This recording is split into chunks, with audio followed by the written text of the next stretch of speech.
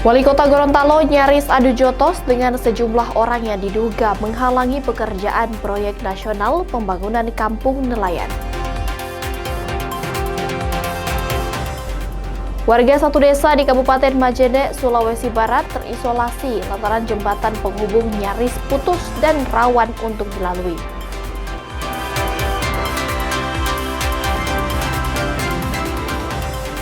Diduga terpengaruh minuman keras, seorang polisi aniaya rekannya sesama polisi menggunakan senjata tajam.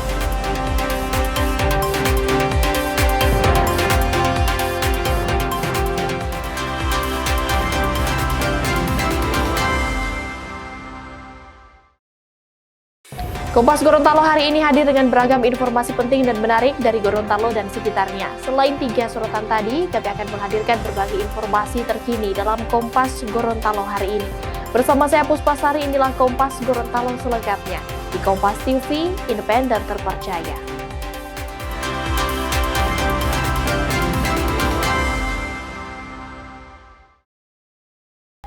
Kita awali informasi pertama, Saudara, untuk memastikan pekerjaan proyek nasional Kampung Nelayan di Kota Gorontalo berjalan lancar tanpa gangguan dari pihak manapun. Wali Kota Gorontalo mendatangi sekelompok warga. Suasana pertemuan sempat memanas, bahkan nyaris adu jotos dengan warga yang diduga hendak menghalangi proyek nasional. Kalian punya dasar hukum kok? Ada. Kan mau digugat di pengadilan. Masa hak orang terima Mbak yang menggugat Pak Ini negara Wali? hukum. Memang benar. Benar. Ayo bulungan. Anda sebagai wali kota. Bukan begitu kalimat satu orang. Wali Kota Gorontalo mendatangi sejumlah orang yang diduga menghalangi pekerjaan proyek nasional Kampung Nelayan di Kota Gorontalo. Namun pertemuan ini justru mengakibatkan adu mulut wali kota dengan anggota sejumlah warga. Wali Kota Gorontalo bilang ada pihak yang menghalangi bahkan menghentikan proyek nasional Kampung Nelayan yang kini dalam pekerjaan. Adan Dambea mengaku tak akan membiarkan ormas mengganggu pekerjaan proyek nasional di Kota Gorontalo. Upaya penghentian proyek pembangunan Kampung Nelayan dengan nilai kontrak hingga 11 miliar rupiah diduga karena sengketa lahan. Menurut Adan Dambea, seluruh sertifikat lahan di atas proyek nasional ini telah dikantongi pemerintah. Saya minta pada aparat penegak hukum dan utamanya di pusat agar supaya mau kasih clear ini grip jaya. Jadi mereka di daerah-daerah justru menghambat pelaksanaan proyek di daerah-daerah. Jadi bukan membantu pemerintah daerah di dalam kegiatan pembangunan, tapi justru mereka menghalangi kegiatan pembangunan daerah. Justru bikin rusak Kota Gorontalo. Ya. Oleh karena itu saya minta ini tolong dihargai. Karena ini termasuk proyek nasional dari Pak Prabowo, ya, Presiden. Ya. Alasannya dihalangi pekerjaan ini apa Pak? Dihalanginya seperti apa? Katanya ada surat. Nah sekarang kita juga ada sertifikat. Karena seperti itu ada lembaga hukum kan, silakan gugat di sana. Ya. Biarlah kita saling menggugat kan, kita mau membuktikan ada sertifikat, surahkan pada. Salah satu nelayan mengaku menantikan kampung nelayan yang kini tengah dibangun lantaran dinilai akan memberikan berbagai dampak positif bagi nelayan di Kota Gorontalo. Memang kami sepakat masyarakat yang hadir itu kami menerima program yang diluncurkan dari pusat itu, pembentukan kampung nelayan. Kebetulan ada lahan daripada pemerintah yang ada di sini, jadi kami siap menerima, mendukung program itu. Berarti ini memang lahan pemerintah ya Pak ya? Iya. Memang dulunya dikuasai oleh masyarakat ini, tapi akhirnya kepentingan pelabuhan Peri waktu itu masyarakat yang ada di sini dipindahkan. Tapi dengan catatan tadi ada ganti rugi Pak waktu itu. Memang kalau kami lihat situ ada beberapa jenis usaha yang akan dibangun di lokasi itu, antara lain ada pabrik es, ada bengkel nelayan, kemudian ada tempat perbaikan pukat, kemudian ada kuliner yang akan dijual di situ, kemudian ada warung daripada nelayan juga, dan itu manfaatnya untuk masyarakat ataupun remaja muda yang belum ada pekerjaan, mereka bisa ditampung untuk bekerja di lokasi itu. Sebelumnya Adan Dambea telah meminta ormas untuk melakukan gugatan ke pengadilan jika terdapat sengketa lahan, namun hingga kini tak kunjung dilakukan. Tim Liputan Kompas TV, Kota Gorontalo. Saudara Direktorat Lalu Lintas Polda Gorontalo akan menindak tegas kendaraan pribadi yang menggunakan lampu rotator dan sirine di jalan raya. Hal ini lantaran penggunaan sirine rotator hanya diperuntukkan mobil ambulans dan pemadam kebakaran. Korps Lalu Lintas Polri mengeluarkan kebijakan terkait pembatasan penggunaan lampu rotator dan sirine di jalan raya yang banyak dikeluhkan pengendara. Ditlantas Polda Gorontalo mengaku akan menindak tegas bagi kendaraan pribadi yang masih menggunakan lampu rotator dan sirine. Berdasarkan undang-undang, penggunaan sirine maupun lampu rotator diprioritaskan untuk ambulans, pemadam kebakaran maupun pengawalan kepala daerah dan patroli. Ditlantas Polda Gorontalo menegaskan penggunaan rotator dan sirine dalam pengawalan kepala daerah harus lebih selektif, yakni digunakan saat waktu darurat atau mendesak saja. Sifatnya adalah selektif prioritas. Selektif prioritas dikandung maksud bahwa kendaraan yang memperoleh hak prioritas ini di jalan benar-benar bisa efektif dan tidak menimbulkan komplain dari masyarakat pengguna jalan yang lain. Artinya apabila mungkin ada kendaraan yang dikawal, mungkin dari yang memperoleh hak prioritas ini mungkin dari kepala daerah yang akan menuju ke tempat tujuan, apabila memang itu bisa tanpa sirine dan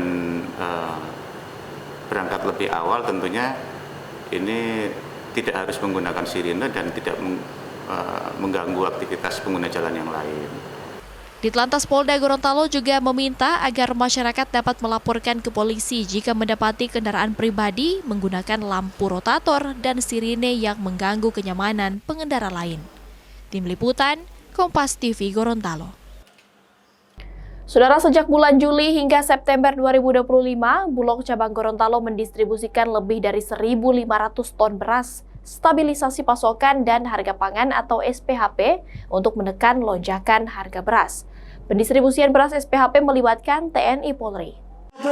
Bulog Cabang Gorontalo terus mendistribusikan beras SPHP ke tingkat masyarakat sejak bulan Juli hingga September untuk menaikkan kenaikan harga beras di pasaran yang melibatkan TNI, Polri, aparat pemerintah daerah dan koperasi Desa Merah Putih, serta pedagang pasar harian.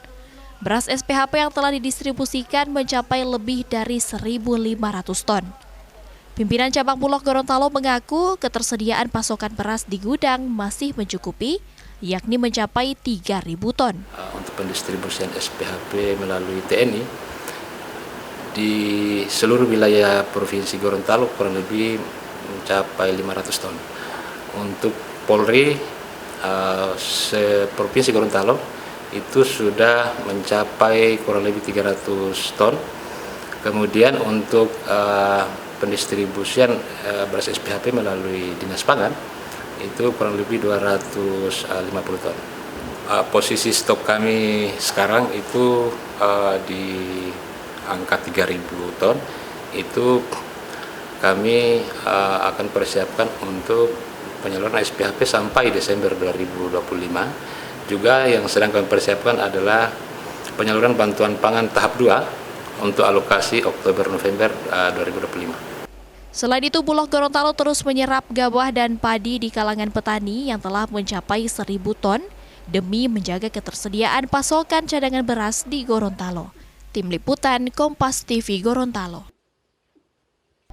Saudara, demi membantu ketersediaan darah di Palang Merah Indonesia, sebuah hotel di Kota Gorontalo menggelar aksi donor darah. Mulai dari karyawan hotel, anggota TNI, Polri, dan sejumlah warga lainnya ikut mendonorkan darah mereka yang digelar di salah satu hotel di Kota Gorontalo. Kegiatan ini sekaligus untuk membantu Palang Merah Indonesia wilayah Gorontalo untuk memenuhi kebutuhan darah. Puluhan kantong darah berhasil dikumpulkan dalam aksi donor darah kali ini.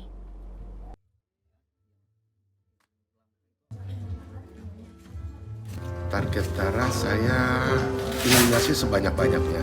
Tapi kalau dari target secara liter kita nggak begitu mengerti juga ya, karena itu kan dari PMI ya. Obat ini banyak kita ngambil dari unsur-unsur pariwisata, seperti ada yang dari hotel-hotel di sekitar seperti Amaris, Julia, juga dari karyawan Aston sendiri, juga dari stakeholder pariwisata yaitu dari KIPI, dan dari stakeholder yang lainnya, juga tamu-tamu dari Aston itu sendiri. Warga satu desa di Kabupaten Majene, Sulawesi Barat terisolasi lantaran jembatan penghubung nyaris putus dan rawan untuk dilalui. Informasi selengkapnya usai jeda. Tetaplah bersama kami di Kompas Gorontalo.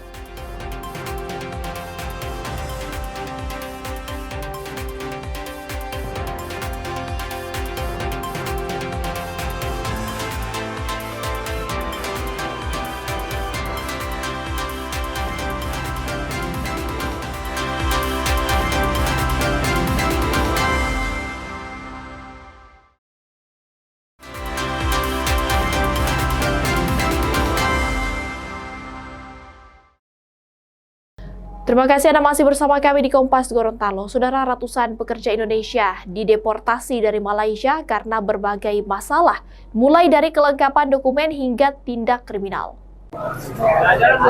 Menggunakan kapal Prince Soya yang tiba di Pelabuhan Nusantara, Parepare, Sulawesi Selatan, sekitar 186 pekerja migran Indonesia dipulangkan dari Malaysia dengan berbagai masalah. Ada yang terlibat kasus kriminal, bahkan kebanyakan karena dokumen tidak lengkap. Rata-rata dari mereka merupakan pekerja kelapa sawit di Malaysia. Mereka merantau karena sulit mendapat pekerjaan di Indonesia. Ratusan tenaga kerja ini merupakan warga dari berbagai wilayah di Sulawesi Selatan dan biaya pemulangan tenaga kerja ini ditanggung oleh pemerintah. Warga asalnya dari mana? Asalnya dari Sabah. Dari Sabah? Ya, ditangkapnya di sana, baru diantar ke sini. Oh, asal daerahnya dari mana? Daerahnya di ini, Sinjai. Sinjai? Ya, orang tuanya Sinjai, tapi kerja di sana. Kerja apa di? Kelapa sawit. Tiba-tiba dideportasi? Sebab pasportnya overstay di sana. Oh, Ya. Ini yang dipulangkan ada 168 orang. ini pada asalnya dari mana-mana? Ini kalau sesuai data yang kami peroleh ini, dari luar Sulawesi Selatan ini sebanyak 73 orang. Ya, kemudian Sulawesi Barat ada 11 orang. Sulawesi Selatan itu sisanya Sulawesi Selatan. Seluruh biaya pemulangan ditanggung oleh pemerintah. Terkecuali jika ada keluarganya datang menjemput, kita bisa memberikan kebebasan kepada keluarga untuk menjemput. Nah, tapi kalau mereka tidak punya biaya, pemerintah akan menanggung semua biaya pemulangannya. Saudara, seorang pasien peserta BPJS di Rumah Sakit Umum Daerah Datu Bidangkang, Kabupaten Bolaang, Mongondo, Sulawesi Utara, gagal operasi lantaran tidak tersedia obat-obatan. Hal ini membuat keluarga pasien marah karena operasi sudah dijadwalkan dan pasien telah menjalani penanganan medis untuk operasi. Iya, setuju banget, setuju sekali. Dalam rekaman video amatir, keluarga pasien BPJS marah di dalam ruang perawatan RSUD Datu Binangkang karena kecewa operasi yang seharusnya segera dilakukan tidak dijalankan pihak rumah sakit karena obat-obatan untuk operasi tidak tersedia. Menurut keluarga, pasien telah dipersiapkan untuk menjalani tindakan medis. Selain itu, pihak rumah sakit meminta keluarga pasien membeli plester luka. Jam 6, jam 5, tadi udah suruh mandi Pak, kita siap semua. Ibu tinggal di mana ini, Dang? Di Tuyat. Oh, Tuyat di sini, Kang. Iya. Oh iya, jadi orang minta maaf karena obatnya enggak ada. Kalau Bapak mau protes dengan Ibu. Rumah sakit berdalih kejadian ini hanyalah akibat salah komunikasi antar petugas. Namun manajemen mengakui obat-obatan tertentu memang sedang kosong meski sudah berusaha dipesan. Tidak tersedianya obat gas isofluran yang akan digunakan oleh dokter anestesi itu memang di rumah sakit saat ini tidak tersedia, belum tersedia. Kami sudah berusaha pesan ke PBF yang biasa menangani obat tersebut, tapi masih dalam proses pemesanan. Peristiwa ini menambah sorotan publik terhadap pelayanan kesehatan di daerah, khususnya terkait pemenuhan kebutuhan dasar pasien peserta BPJS. Tim Liputan Kompas TV, Bolaang Mongondo, Sulawesi Utara. Saudara, warga di Desa Lombang Timur, Kabupaten Majene, Sulawesi Barat terisolasi akibat jembatan gantung yang merupakan satu-satunya akses keluar dari desa nyaris terputus. Untuk melintas, warga harus mengandalkan rakit sederhana untuk menyeberangi sungai. Jembatan gantung sepanjang 30 meter yang berada di Desa Lombang Timur, Kecamatan Malunda, Kabupaten Majene, Sulawesi Barat, kondisinya miring dan nyaris terputus termakan usia. Kondisi ini mengakibatkan akses dari dan menuju Desa Salu Tahongang, Malunda terputus. Warga terpaksa melintasi sungai dengan menggunakan rakit seadanya. Peristiwa ini juga mengakibatkan akses ekonomi, kesehatan, dan pendidikan warga terganggu. Seorang anggota DPRD Majene bilang jembatan gantung ini nyaris ambruk dan rawan untuk dilintasi. Aktivitas warga untuk memenuhi segala kebutuhannya seperti sembako, bahan bakar, dan keberlangsungan pendidikan bagi guru dan siswa terpaksa rela menyeberang sungai menggunakan rakit seadanya. Oleh karena itu, harapan kami agar pemerintah daerah memberikan solusi yang konkret supaya jembatan ini bisa berfungsi normal kembali. Diduga terpengaruh minuman keras, seorang polisi aniaya rekannya sesama polisi menggunakan senjata tajam. Kompas Gorontalo akan kembali sesaat lagi.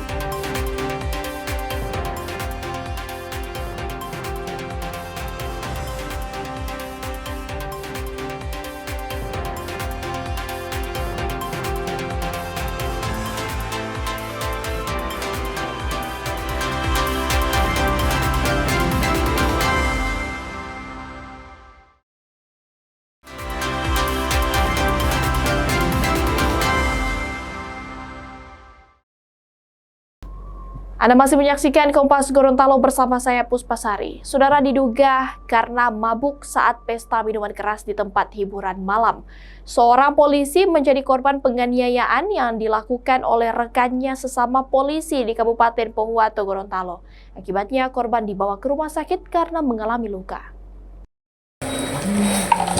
Anggota polisi berpangkat Bribka yang bertugas di Polres Pohuwato menjadi korban pembacokan yang dilakukan oleh rekannya sendiri sesama polisi. Kejadian ini berawal ketika kedua polisi ini sedang menikmati minuman keras di salah satu tempat hiburan malam di kawasan Pantai Pohon Cinta di Kabupaten Pohuwato, Gorontalo. Diduga karena mabuk dan tersinggung, pelaku langsung mengambil senjata tajam dari dalam mobil dan menganiaya korban. Akibatnya korban mengalami luka di bagian wajah dan langsung dibawa ke rumah sakit. Sementara itu, Kabid Propam Polda Gorontalo mengaku telah memeriksa kedua anggota polisi yang terlibat pelanggaran etik. Keduanya akan diberikan sanksi tegas lantaran pesta miras hingga berujung penganiayaan menggunakan senjata tajam. Mereka dua-duanya sebenarnya melanggar karena yang bersangkutan pergi ke tempat hiburan atau kafe di salah satu tempat di Pohuwato. Ketika terjadi pagi, subuh-subuh jam 6 kurang, terjadi keributan di antara kedua belah pihak, kemudian terjadi pemukulan, pembacokan salah satu anggota. Yang satu sedang dirawat di Rumah Sakit Bayangkara, ya alhamdulillah sampai sekarang sudah mulai baik ya. Kemudian yang terduga pelanggar, Aibda S, sedang melaksanakan pemeriksaan. Kita punya timeline pemeriksaan kepada yang bersangkutan. Tadi malam sudah gelar, kemudian hari ini sudah mulai dilakukan pemeriksaan oleh Waprov yang ditangani oleh Polres Pohuwato. Kemudian dari kita juga di backup ke sana supaya proses itu berlangsung cepat dan akurat gitu ya. Akan kita berikan sanksi dua-duanya ya. Untuk yang pertama sudah jelas saudara Aibda S, kemudian yang si Bribka I kan masih dalam pengobatan di Rumah Sakit Bayangkara, dan nanti kalau sudah sembuh baru kita tidak lanjuti. Propam Polda Gorontalo juga memeriksa sejumlah saksi dan menyita senjata tajam milik pelaku. Dalam waktu dekat ini, Propam Polda Gorontalo akan langsung menggelar sidang etik terhadap kedua anggota polisi yang terlibat. Tim Liputan, Kompas TV, Pohuwato, Gorontalo. Saudara, Satuan Narkoba Polres Parepare mengungkap peredaran narkoba jenis sabu dari dalam lapas kelas 2A Kota Parepare, Sulawesi Selatan. Kasus ini terungkap berawal dari dua pemuda tertangkap membeli sabu dari lapas kelas 2A Kota Parepare. Usai melakukan pemeriksaan di lapas, 4 warga binaan lapas ditetapkan sebagai tersangka pengedar sabu. Pelaku mengaku mengedarkan sabu melalui aplikasi percakapan. Polisi kini masih mencari keterangan dari 4 warga binaan lapas Parepare yang jadi tersangka pengedar sabu untuk mengetahui pemasok sabu tersebut.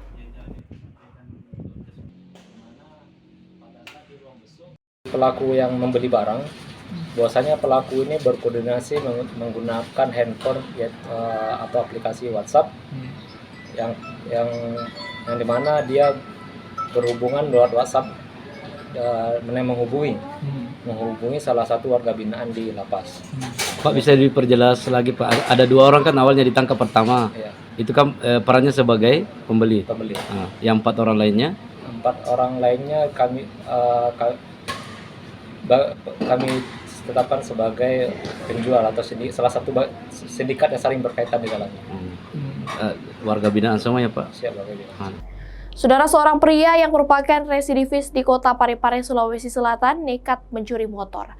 Aksi pelaku terekam CCTV atau kamera pemantau.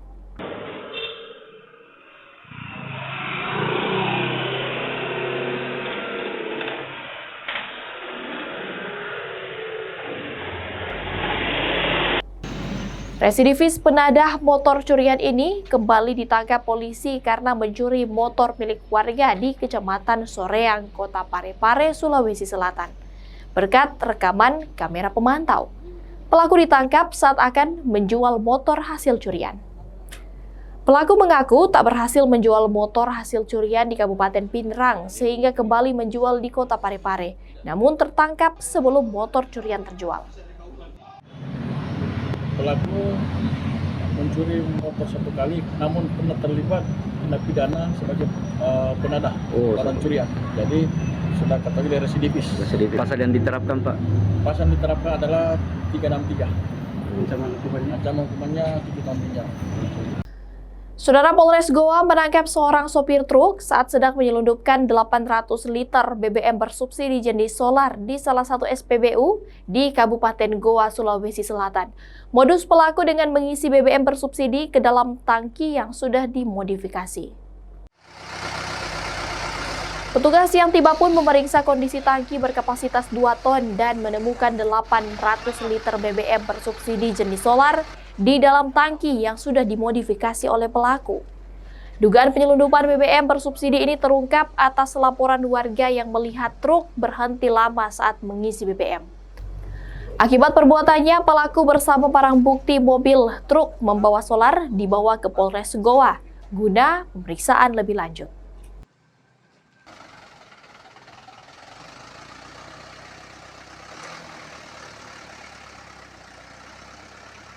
Kronologi daripada pengungkapan ini berdasarkan informasi dari masyarakat dan adanya beberapa keresahan dari masyarakat sehingga kami melakukan penyelidikan dan alhamdulillah kami temukan di SPBU ini adanya penyalahgunaan BBM jenis solar, di mana dengan menggunakan alat